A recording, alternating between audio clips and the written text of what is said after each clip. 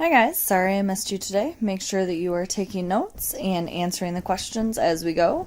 If you have questions, remember you can leave them at the end or you can ask me tomorrow. So the next section we got to talk about is about music, and we're going to talk about sound still. And scientifically, there's a difference between music and noise. In order for something to be considered music, it must have specific pitches and sound quality in a regular pattern, where noise doesn't really have either of those two things. There's no definite pitch and no set pattern. So you can see from this picture over here that this guy right here keeps repeating itself, where this is kind of all over the place. You have some here, some that go up, some that go down. That would be considered noise. White noise, I'm sure you've heard of before, is all the frequencies of noise at exactly the same amplitude. So remember, frequencies talk about having a wavelength of a certain kind. Amplitude talks about the loudness. So if one was louder than the other one, it wouldn't be white noise.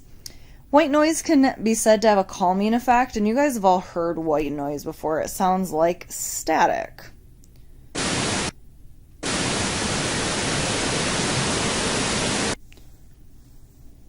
So you guys have all heard of that before. But white noise, remember, is everything at the same loudness. So that's why it kind of appears as just blank noise. Like there's definitely something hitting our eardrums, but we can't really identify what it is. Every object in the world has its own special frequency. Like our tuning forks that we've been playing with the past couple of days have a specific frequency written right on them. But everything else, every object also has its own special frequency, even if it's not written down somewhere. Its natural frequency depends on the elasticity and the shape of the object. So everything's natural frequency can be a little different. If you guys paid attention to the tuning forks, their height, like the height of the tuning forks, help determine the frequency, and then also some of them were made out of denser materials or different materials than other ones. Natural frequency is the frequency that requires the least amount of energy to continue a vibration. So for all of these, we're going to talk about overtones in a second. There are different frequencies that require some energy to maintain, but the one that has the least amount of energy is its natural frequency. So a forced vibration is when one object forces another object to vibrate at the same frequency. This results in a louder sound because it has a greater surface area that's vibrating. And you see this all the time in guitars or pianos or other musical instruments. So if you guys have ever seen the difference between an acoustic guitar, like this one pictured here, and an electric guitar, the acoustic ones have the hole in it, and then that guitar part is hollow. So when you strum a chord on an acoustic guitar, what's happening is the vibrations that come off of the chord are being forced into the little hole that's in there, and because of that, they're causing all of the sound waves, all of the air that is in that hole to also vibrate at the same frequency. And because of that, it amplifies the sound. Where if you ever try to strum a chord on an electric guitar that's not hooked up, you do not get the same forced vibration out. The noise kind of sounds dim because there's not anything to resonate throughout the sound. There's not anything to continue that vibration. Same thing happens in pianos. A lot of times in a big piano that's not an electric piano, you have the back of it that's open. Same thing with the air. You hit one of the chords, it vibrates the air in there, and it causes the sound to become greater. Resonance is something that we practiced last week with our tuning fork lab, but it's a special case of forced vibration where the frequency of a vibration forced on an object matches that object's natural frequency. And when that happens, the amplitude increases dramatically. So remember when you took the tuning fork and you struck the first tuning fork and then you put it right next to a tuning fork of the same frequency, when you dampened the tuning fork that you actually hit and you put the one that you didn't hit up to your ear, it was making a noise. And that's because the vibrations from the first tuning fork went through the air, vibrated against the tuning fork that you didn't hit, and that tuning fork was like, hey, I vibrate at that frequency. So it started vibrating as a forced vibration, but you met its resonance. So the frequency matched the object's natural frequency.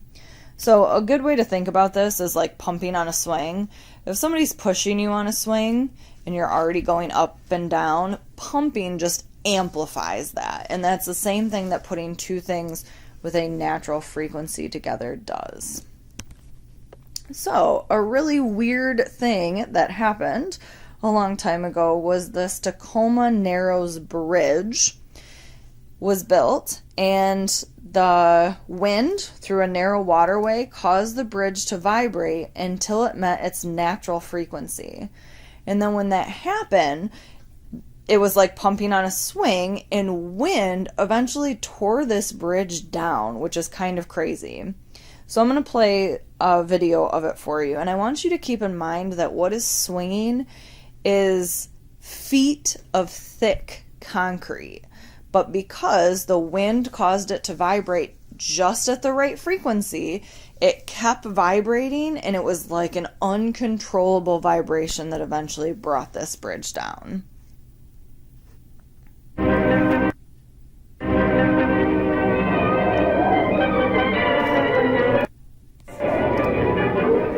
Dawn of a fatal day, and the wind begins to speak with a roar that no man can fail to hear. Wind picks up, and this is concrete right here. In a 40-mile-an-hour gale, the center span weaves like a ribbon in a swinging twist that you wouldn't believe possible unless you could see it as you do now. So there's an automobile caught on the heaving roadway. The 11,000-ton center span twists and strains the giant cables that support it. Cables of 6,300 wire strands, each 17 inches thick. Because the wind was vibrating and it caused this to start vibrating, it was just an uncontrollable resonance.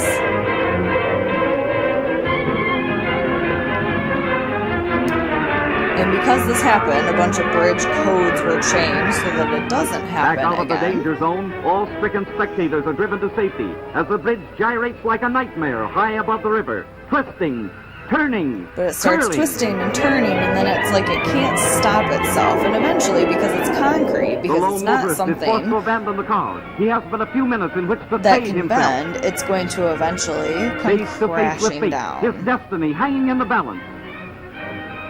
Will he heed the last warning or perish with the doomed structure?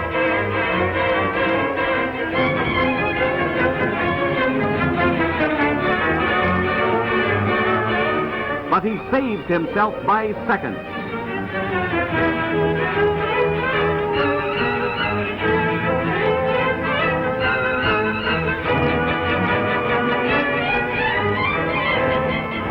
No structure of steel and concrete can stand such a strain.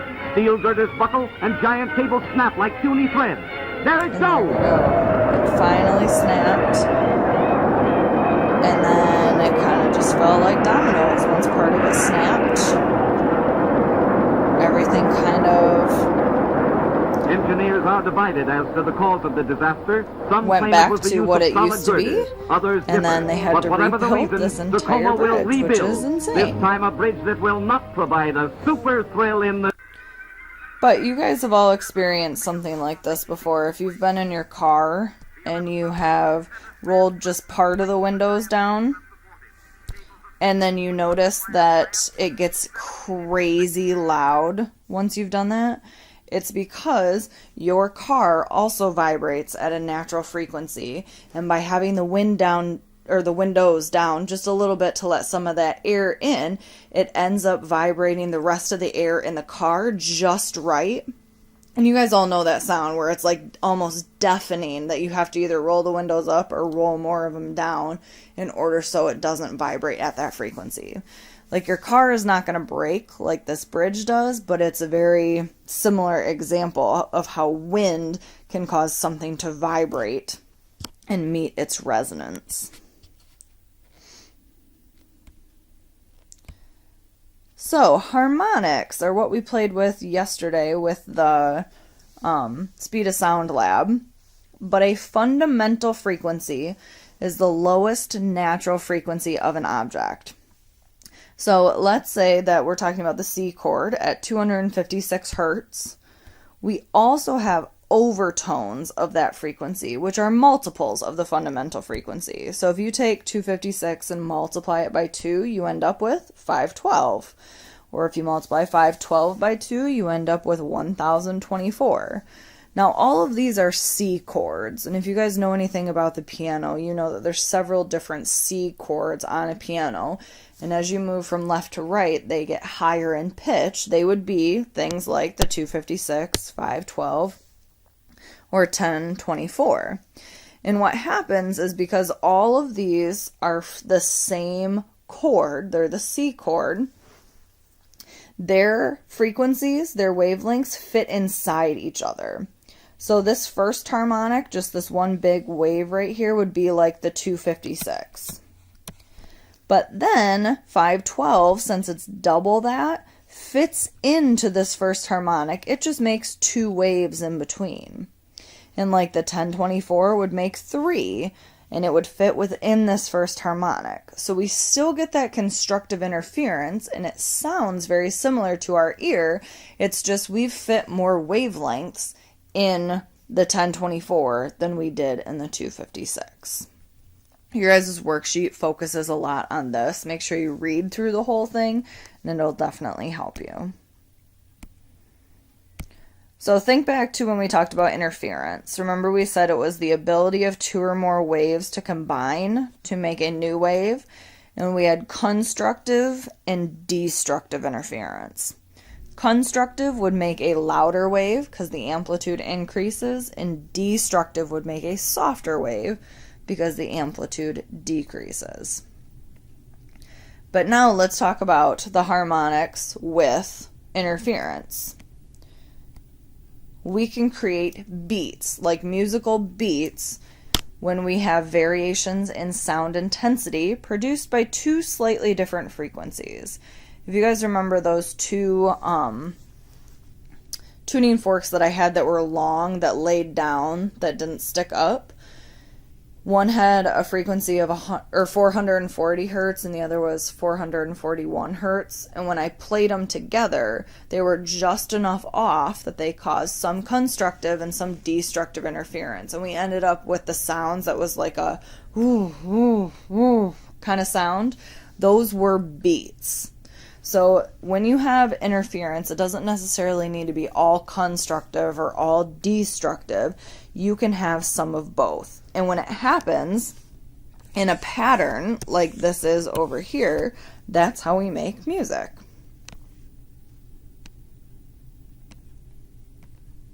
If you guys have ever heard of acoustics, or like an acoustic guitar, acoustics is the study of sound. And with that study of sound, a lot of awesome technologies have happened. Like, we've talked about noise canceling headphones already, and those are not just drowning out the sound. They are creating destructive interference waves, and because of that, it literally cancels out the sound that's around you. Reverberation is another thing that we study in acoustics. Reverberation is the echo effect produced by the reflection of sound. So anytime you say like echo in the silos and it comes back to you, that's a reverberation. There are chambers made, an echoic chamber, and it's designed to eliminate that reverberation. If you take a look at the ceilings of this and then the sides of this, they're all very padded. because that helps absorb sound. But then also all of these little things here are designed to spread sound waves out. So once they hit them, they're not all coming back into one spot.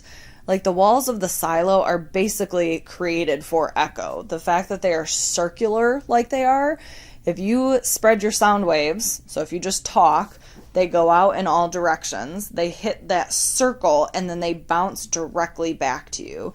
Where even like a square room would have less echo because it has those corners in it. So by having a bunch of different things for the sound waves to bounce off of, even if the sound isn't all absorbed by the wall, it's going to bounce in all different directions, creating less of an echo. So we use chambers like that to study things like there's a car in there. So to study how you hear inside of the car, what you hear outside of the car, and then it can be used in auditoriums and stuff. So if you guys have ever paid attention to our auditorium, it has cushioned seats, but then take a look at the ceiling next time you're in there. It has different panels that are designed to bounce sound waves back from the stage into the audience's ears. So there's a lot of things that we can learn by studying sound and how it behaves, and this is just one thing. So you guys have the worksheet to work on from yesterday, the decibel worksheet if you haven't finished that, and then you also have a worksheet on standing waves, which talks more about the harmonics that were in the notes. And then finally you can work on homework. If you guys have any questions, make sure you leave them here, and I will be sure to answer them tomorrow. Have a good one.